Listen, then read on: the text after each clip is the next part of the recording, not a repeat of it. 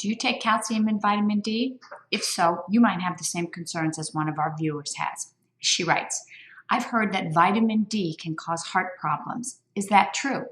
She's worried because she takes a calcium with vitamin D. The answer is not true at all.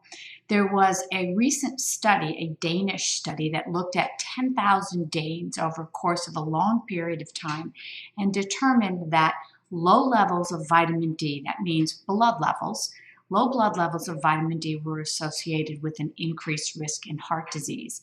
So in fact, having higher levels by taking your supplements is good for you.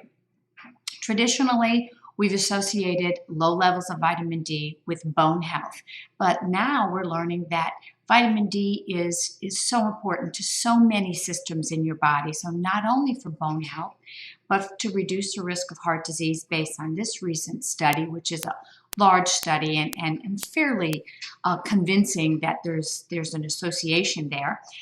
There's also been other studies to show low levels of vitamin D can have relationship with higher blood pressure.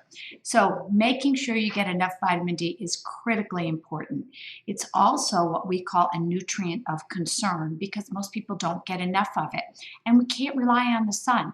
Depending on where you live, the time of day, if you have sunscreen on, the color of your skin, there are so many variables that it's really hard to rely on the sun. So we like to rely on food, and there are really not that many vitamin D rich foods unless you like cod liver oil. Salmon, mushrooms are some good sources. But if you drink milk is fortified with vitamin D. That's because the calcium in the milk and the vitamin D work together. And so it was a government initiative years ago to help people get enough vitamin D. So don't stop taking your supplements. And if you do have any concerns about them, bring them to your healthcare provider and check with them to see if there's any reason why you individually might need to be. But in general, as a public health recommendation, the dietary guidelines recommends that we get adequate amounts of calcium and vitamin D. And if you need to take a supplement, it's okay.